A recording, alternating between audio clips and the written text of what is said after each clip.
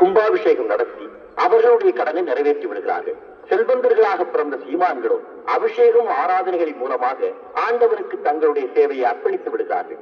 நடுத்தர வகுப்பினரும் கற்பூர தீபத்தையாவது காணிக்கையாக வைத்து விடுகிறார்கள்.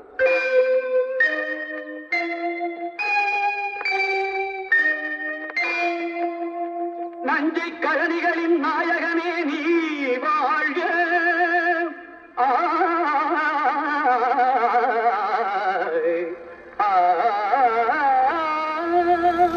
நடனமிடும் காவேரி காவலனே நீ வாழ்க.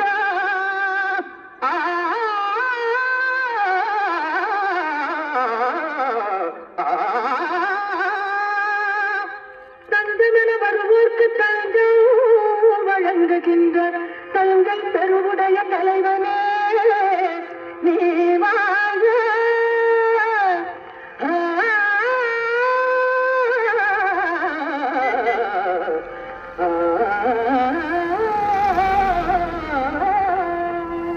செங்கமரில் வெற்றி கண்டு அஞ்சலி